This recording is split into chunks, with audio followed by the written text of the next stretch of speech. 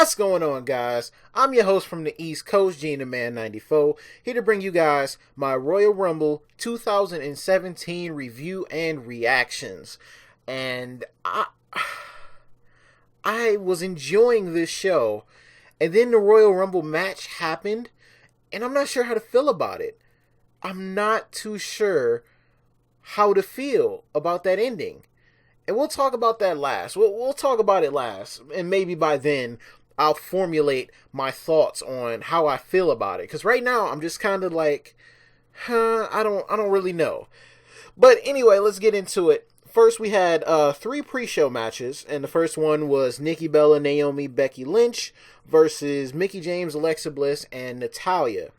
Pretty much all the women's stories on Smackdown Live were all coming together at once here in this match. Nikki and Natalya started the match off, and they've pretty much had the most heated rivalry of all 3. Natty ran and got Alexa in the match, trying to avoid Nikki Bella.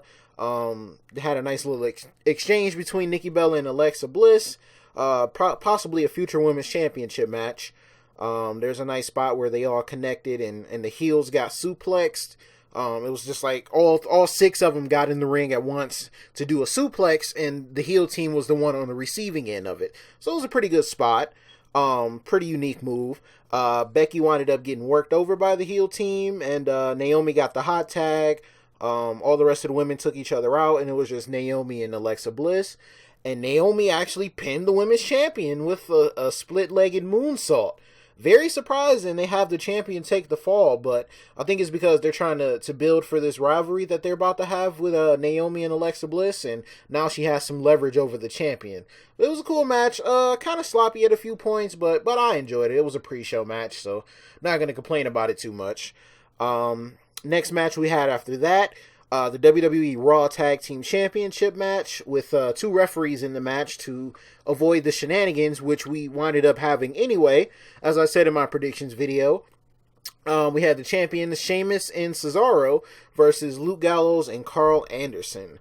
Sheamus and Cesaro were pretty much running through them at first. Their offense was flowing very fluently. With the refs on the outside of the mat, outside of the ring, and then the ref on the inside of the ring. It helped keep Gallows and Anderson from using their usual tactics, but they wanted up being able to use them anyway. Frequent tags in and out and staying fresh was the game plan going in for Cesaro and Sheamus. Gallows was able to take over eventually. Went back and forth from there after that. Anderson tried to do a dirty pin, but the ref on the outside of the ring caught him, so he wasn't able to pull that off. Almost got the 3 count with that. Then Sheamus winded up kicking the referee in the ring on accident, and Cesaro put the swing and the sharpshooter on Anderson. Gallows broke up the sharpshooter. The other referee got into the ring. They hit the Magic Killer on Sheamus with the other ref knocked out. Anderson hit a dirty pin on Cesaro, or like a little roll up or something like that, to win, and we have new Raw Tag Team Champions. And that was something else I called. I wished that the main event was how I wanted it to go. It was so close to how I wanted it to go, but it didn't exactly go that way. So my fantasy booking idea is out the window. But that's all right. We have new Raw Tag Team Champions. I'm thinking they're just going to build up more heat between Sheamus and Cesaro. We saw a little bit of that in the Royal Rumble match. I'll get to that in a little bit, but just something to build up towards. Sasha Banks versus Nia Jax. This was a squash match. It was literally a squash match. Sasha tried to overcome Nia Jax. It just wasn't working. She tried to put her in a bank statement. Wasn't working. Nia was just completely destroying whatever offense Sasha threw at her. And then she proceeded to kill her. And she won the match easily. So I guess they still played into the ankle injury or the knee injury or whatever a little bit. And, yeah, Nia won this match. No problem. And that's when we have the actual show. And I thought they were going to put that women's tag team match on the main show, but I guess they just moved it to the pre-show. But the first match we got on the main card was Charlotte versus Bayley for the WWE Raw Women's Championship. Charlotte, the champion, going in here against Bayley, the challenger. The story here, Bayley is been made fun of by Charlotte for being a wrestling fan growing up, and that was, the driving factor of her wanting to come to the WWE. She was just a huge fan of the business, and she went to all the events, and she actually met a few wrestlers growing up, and that just fueled her. She wrote a letter, I guess, in 6th or 7th grade or something like that, about how she's going to make it to WWE one day, and she's done that, and Charlotte's just made fun of her for it because she's not, genetically superior, and she wasn't bred to do this, as she said, but Bayley was out to prove her wrong. So we had a hell of a match between these two competitors. Bayley took Charlotte to her wit's end, pretty much. Match went about 20-25 minutes. They had some good time to get their stuff in, so it was a pretty good match. I enjoyed it. Great athleticism shown between both of them. Bayley pulled out some moves that she don't normally use, so that was pretty cool. It was good to see a different offensive approach from her. But Charlotte just proved to be a little bit too much. Bayley did her best to beat the champion and in the pay-per-view streak that Charlotte has going on. But she was weakened with a figure 8 leg lock. And then as Bayley was trying to get up on the apron, Charlotte teed her up. Natural selection off the apron, which just looked absolutely disgusting. It was just, oh my, I don't mean that in a bad way. I mean, like, it was just nasty. Like, she killed her. She killed her with that move. No more Bayley. Bayley died. We had a lot of people dying in this pay-per-view. But, yep, after that, it was pretty much GG. Charlotte pinned her to retain her women's championship and have her streak extended to 16 wins. Now she's on a 16 pay-per-view win streak in singles competition. And I think it's going to end at WrestleMania. I'm not sure to who right now, since they just did the Bayley match. I don't think Bayley's going to get another match right now. We'll see. If they don't have nobody else to challenge Charlotte, they'll probably do it again at Fastlane. But I don't really see them facing off at Mania. If they do, then I don't understand why. If they're going to do a match at Fastlane too, that'll be like their 6th match. And it would just be pointless. But yeah, good match. Good match to kick off the show. Didn't really expect it to kick off the show, but it did, and I didn't expect this match to be up next. We had a no disqualification match for the WWE Universal Championship with Chris Jericho suspended high above the ring in a shark cage. Now, this match was freaking crazy. They started off jumping Roman Reigns before Jericho could even get put in the shark cage. Owens was just kicking his ass using weapons. After Jericho was high above the ring after that, they finally got him apart and got him in the cage. But Owens was just taking over. He was just, like I said, using weapons, throwing them into the announce tables, the steel steps, the barricades, just using everything to his advantage. And they were outside of the ring in the beginning parts. Owens set up this little chair thing. Like, he had all these chairs stacked against each other as they were, I don't know how they describe it. It was just like a pyramid of chairs. He just stacked them up so nicely. And I don't know how many chairs were up under the ring, but he just grabbed like maybe 10, 11 chairs and just set them all up. So you knew somebody had to go through that. And he almost powerbombed Reigns from the apron through him, but it didn't work. Reigns was able to counter him. They had a good little back and forth. Reigns brought a table into the match, set it up on the outside of the ring, and Owens was able to get Reigns on top of the table to the point where he was able to frog splash him from the turnbuckle to the outside, and that was a nice little spot. It looked like they landed kind of awkwardly, but it was a very physical match, and that definitely showed with that spot that they did. After that, Owens grabbed another chair and started hitting Reigns with it, and then he set it up in the corner, the bottom corner of the turnbuckle. He wedged the chair in between. He put it inside of there, and then, he threw Reigns into that, and almost got the 3 count, but he only got a 2 count out of that. That's when Jericho finally intervened and threw down some brass knuckles from the cage, and as Owens tried to hit a Superman punch with Reigns, or he tried to punch Reigns with it, Reigns was trying to take him away from him. Like, he knew he had him, and he knew he was going to try to hit him with it. So he tried to take him away. Owens did something, like he poked him in the eye, and then hit the Superman punch on Reigns. Still only got a 2 count. And then Owens set up a chair in the ring to powerbomb Reigns on once again, but it got countered into a Samoan drop, and that chair folded.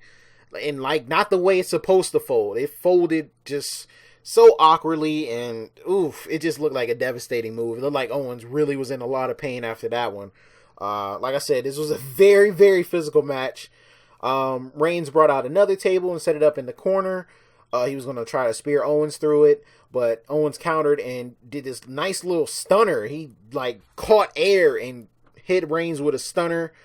He tried to suplex Reigns from the apron through the chair setup again, but it was just like Owens was climbing the turnbuckle facing the opposite way of where the chairs were, and he was going to suplex Reigns from the other side of the apron all the way to the other side, right where that little chair pyramid setup was. But he winded up getting pushed off of the top rope, and he just went through all the chairs. If you hear the thud of him hitting all those chairs without looking at it, it just, oh my God, it just sounds terrible. Then you actually see it, it absolutely looks terrible. It was just, oh man, I don't know how he took that and got up after that. But after this, it was looking like Reigns was going to win. Reigns got him inside the ring. But before he did that, he powerbombed him on the announce table. And he got him into the ring, set up for the spear. Did the ooh, ah. And as he's about to spear him through that table that he set up in the corner, Braun Strowman pops up out of nowhere. And he started attacking Reigns. He dragged him outside the ring, chokeslammed him on one of the announce tables, brought him back in the ring, and then he did a running power slam through that table that Reigns had set up earlier in the match, and then he left.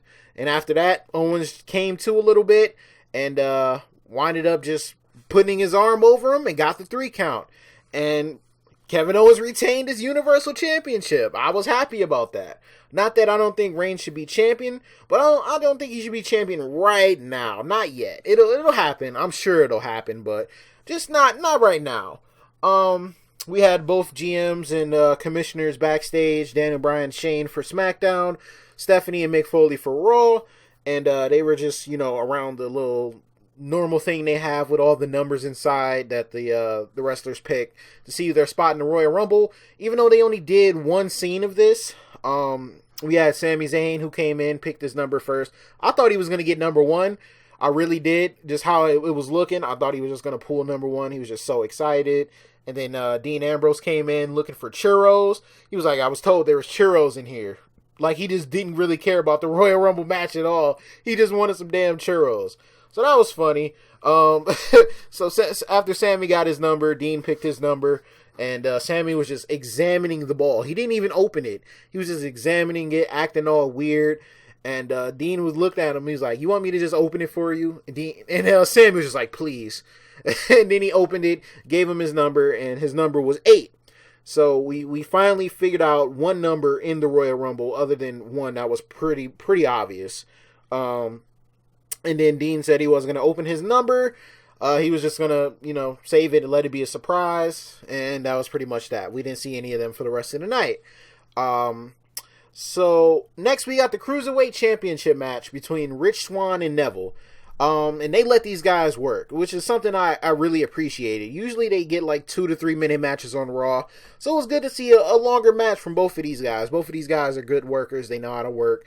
And they know each other very well, considering they've been, going at each other for the past few weeks. So this just made for a good matchup. Neville changed his style up a little bit. He's normally high flying, but he was more technical than he was before. Swann still his high flying self, trying to fight off the onslaught that Neville brought to him. Because like I said, Neville's attitude completely changed and his aggression just grew.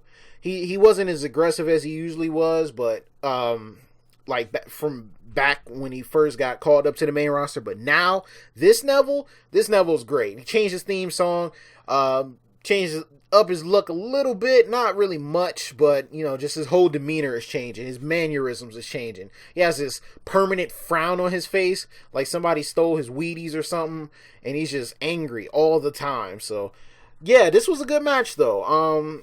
Neville brought the fight to this guy. He got caught with a super kick though. He jumped off the top rope, and Rich Swann hit him with a very nice super kick. Then I think they fought to the outside, and Rich Swann hit a Phoenix Splash. He ran from in the ring, hopped to the apron, jumped on the middle rope, and hit a Phoenix Splash, and it was just incredible. It was a crazy spot. Crowd went crazy for it. Neville hit a nice superplex from the top and slapped on that submission. They just did a regular little suplex. He slapped on that submission that he always uses, and Rich Swann was forced to tap out. He took the blow from the superplex and then got put in a very a very technical submission, something you're not really used to seeing. I don't even know what Neville calls it, but he just takes one of your arms, bends it backwards, and wraps his arms around your neck, both of your necks, and yeah. Neville made him tap out, and we have a new Cruiserweight champion. Neville made good on his promise. He said he's the king of the Cruiserweights, and now he's on top of the world as the Cruiserweight champion. Very good match. Like I said, glad they gave these guys some time to work, because normally on the Raw they don't get enough time. So it was good to see what these guys can do, and I can't wait to see the rematch. The rematch is going to be great as well. Now let's get to what I'm going to call the match of the night. And I know that everybody else knows what match I'm talking about, and it's not the Royal Rumble match. No, it is not. It is the WWE Championship match between John Cena and AJ Styles. We all knew this match was going to steal the show. We knew they were going to tear the roof down, but my God, they completely exceeded that by a whole lot more. I thoroughly enjoyed this match. And I'm thinking Cena's going to be heel sometime soon. Let's get into the match, but Cena just didn't give not one fuck in this match. He really didn't. He was working like a heel for the better part of this match. Like, you wouldn't think that AJ was the heel if you were a casual fan. Straight disrespectful. Like, Cena was just trying to end the match quick, fast, and in a hurry. He was using, like, powerful throws to the corner, and he was fucking AJ up. Like, it wasn't pretty at first. And then, like, when he couldn't get the pinfalls, or he couldn't get the AA off, or when he did get an AA off and he couldn't get the 3 count, he was just growing madder and madder and madder. He was pissed. He was just hawking up. He was breathing deeply. He was just... Like, I'm just like, dang, Cena, calm down. It's okay. It's okay, man. It's gonna be all right, bro. Like, this man Cena was going through it. He just had this look on his face I haven't seen in a while. Like, he was hitting AJ with straight power. Man, he hit an AA and only got a 2 count. Kept getting mad. AJ was able to catch him with a phenomenal forearm. He got a 2 count. AJ had to bring out his aggressive side so he could get some offense in. He countered an AA into a calf pressure, which led to him reversing into an STF. And AJ got out of that and put him into an STF. He stole his move, put Cena into the STF.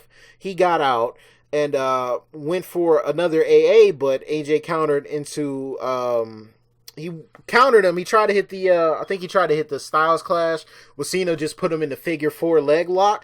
And I'm like, oh my God, the heat that Cena would get if he made this man tap out to Ric Flair's move to win his 16 World Championship and tie Ric Flair. That would have been crazy. But AJ was able to fight out of that. They were just fighting out of all their moves. They were getting just so many false finishes. They were just going back and forth. This was the definition of a back and forth match. After that, after the figure 4, AJ put him into the cross arm breaker. He didn't get all of it. Cena lifted him up with ease and just threw him across the ring. That's when Cena almost messed up. He went for this high-risk leg drop that he usually does. AJ caught him, hit the Styles Clash, 2 count. Thought it was over there. These false finishes was getting me, and I know they were getting the crowd that was there as well. I really thought it was over after that Styles Clash. AJ went for the springboard 450 from the apron. Thought it was over after that, but Cena caught him with the knees and hit him with this front flip power bomb where he flips over you and power bombs you. It was just crazy. I've seen Cena do it before, but he did it quicker than he normally does, and it just looked so smooth. All those people who say Cena only got 5 moves and Cena can't do this and Cena can't wrestle, shut the hell up. Just shut the hell up. If you've seen this match, you know Cena can wrestle. Even though AJ is probably the better wrestler overall than Cena is, that don't mean Cena can't wrestle. That just means he does it differently than AJ does it. But yeah, this is just a great match. I'm sorry. I'm sure people are probably gonna hate on this match and say it wasn't that great because, you know, Cena was able to actually capture his 16th World Championship, but I just enjoyed it for what it was. This was their best match, in my opinion. So let's talk about the finish. Not the false finishes, but the finish. So Cena pulled another trick out of his bag with a modified power slam. Then he did a super AA, and I thought for sure it was over, but it wasn't. AJ kicked out. AJ hit another Styles Clash, but went for the phenomenal forearm. Cena caught him, hit the AA again, rolled him up, picked him back up again, and hit another AA for good measure, and that was number 16. That is number 16. Cena is a 16-time world champion, tying Ric Flair for the most all time. Tying Ric Flair. Who would have thought that anybody would have caught up to Ric Flair? And especially in the manner that Cena did it. Cena just has taken over the WWE for the better part of more than a decade and just absolutely dominant. Congratulations to John Cena. One of my favorites. Definitely going in the Hall of Fame. No doubt about it. I know people hate him and, big match John, he's always going to win. And he's going to drop the title. He's not going to have a long reign, so just calm down. It's going to happen sooner or later. It's either going to happen at the Chamber or it's going to happen at WrestleMania. So calm down. Cena's going to leave soon. They just wanted to give him his 16-time world championship. So when he comes back off of his next little absence he's going to have, it'll mean that much more. The next time he wins a championship, he'll break the record. He'll own it by himself. So, that they're just building that up. But hell of a match. Stole the show for me. Tore the damn house down. It was incredible. I loved it. Loved every second of it. Kudos to AJ for selling for Cena. He did a great job selling Cena, man. Just the heel overtones in this match were just incredible. And it was, man, they might turn him heel. They might do it. I feel like they're throwing out feelers to see how the crowd will react to it. But just Cena's mannerisms in this match and just his demeanor overall, He showed AJ no respect. He said he doesn't have any respect for him, and he didn't show him any. So that was crazy.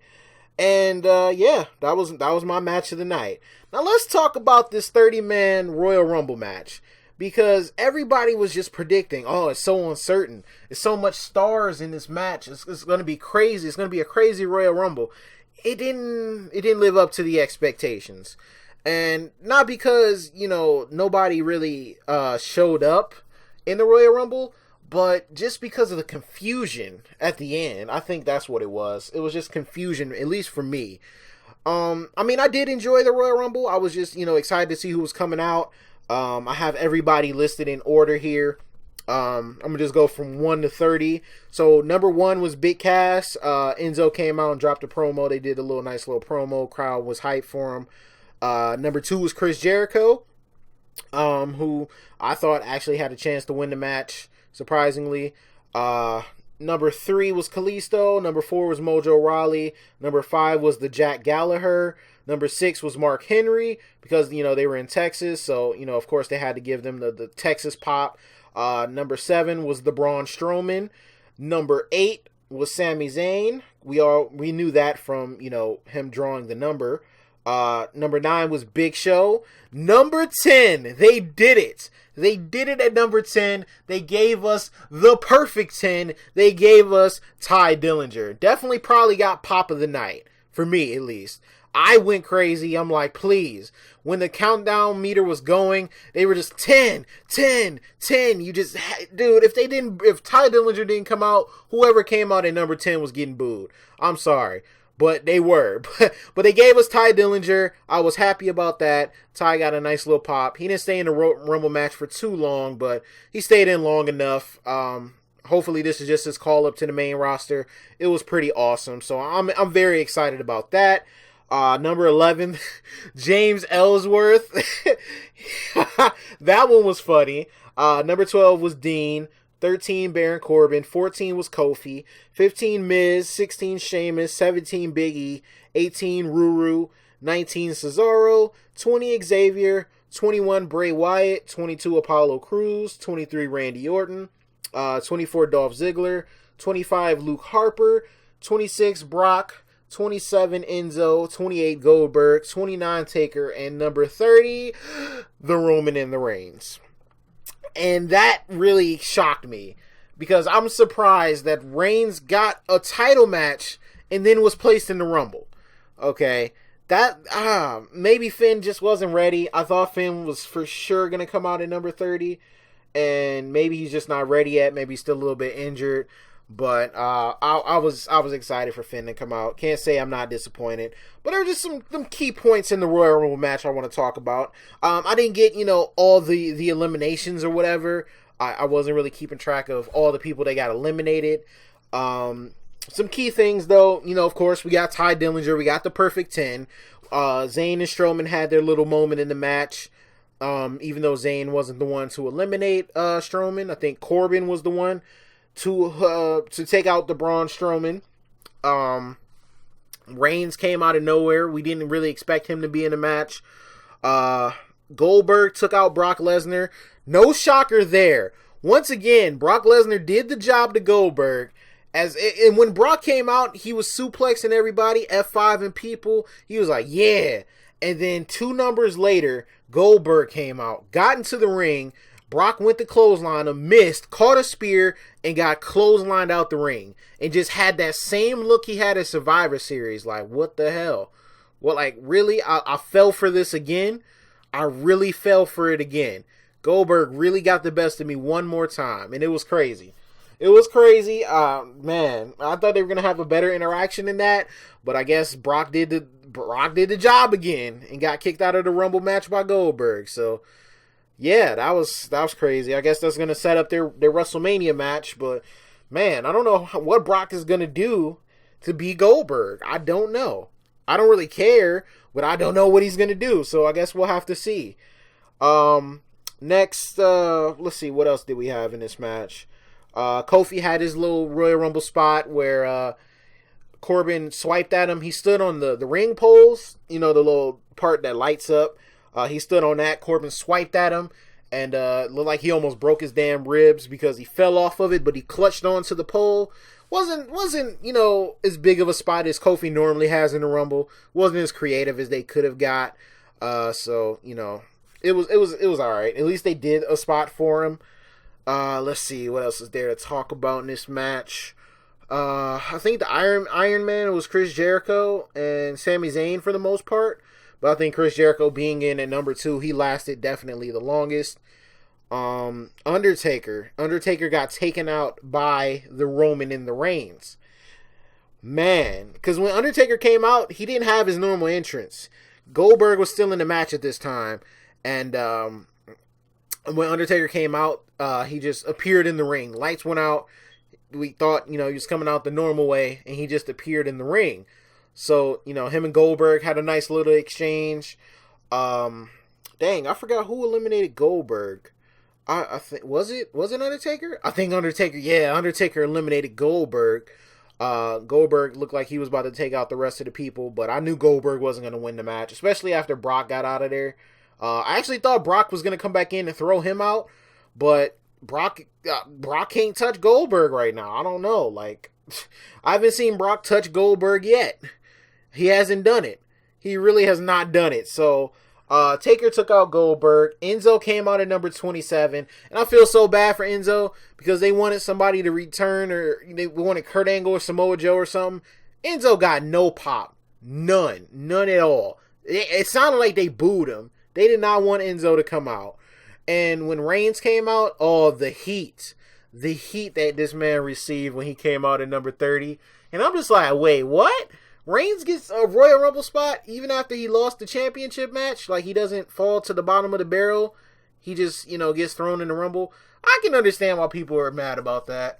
I understand. I really do. I mean, it was cool. I guess they had nobody else really, so, they threw him in there. But it's alright, I guess. He didn't win. Actually, the winner of the match is Randy Orton. Randy Orton won the damn Royal Rumble. It was down to Reigns, Orton, Bray, and I forgot who the 4th person was. It didn't really matter. They were just kind of getting thrown out at the same time the 5th person was, so it didn't really matter. Then after that, Bray and Randy were just trying to go after Reigns and double team him a little bit. Reigns fought out of it. He threw Bray out of the match, and as he was about to spear Randy Orton. He went for the spear, RKO out of nowhere, and then Randy tossed him out of the ring. And Randy Orton is going to be in the main event of WrestleMania. Randy Orton, ladies and gentlemen, somebody who's main evented WrestleMania before. We were supposed to get something that was, surprising. That wasn't much of a surprise. Like, unless they're going to... Even if they do Bray versus Randy at WrestleMania, like, it takes away from it. I would have preferred for Bray to win and then Randy to win the Chamber and go in as champion and then lose to Bray. And Bray have that WrestleMania moment. But if he's going in as champion, it's not gonna be that special. If Randy is going in to WrestleMania to face John Cena, nobody wants to see that match again. They don't. I'm sorry, they don't. They really do not want to see that.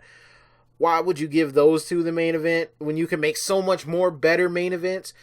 Maybe AJ versus Randy. If AJ gets the title back, okay, I can see it. But Randy is just, why does Randy need to win the title? Why? Unless I don't know. I'm so confused as to where they're going. I'm going to give it a chance. I'm not going to completely say it's stupid. I'm not going to do that. I'm not going to do it. But it's just, it's kind of confusing. It's just really, really confusing. Randy Orton also entered at number 23 and won in the Royal Rumble. I think they said something about the number 23. That's one of the numbers where people win it a lot or something like that. But yeah, Randy came in number 23. The crowd popped for him when he won. So, we could have gave that to... good thing it didn't go to Brock or Taker. Brock or Goldberg. Thank God it didn't go to nobody like them. Could have went to Bray, realistically. Could have went to Jericho. I don't really care. I guess they're going to still do the Owens and Jericho match.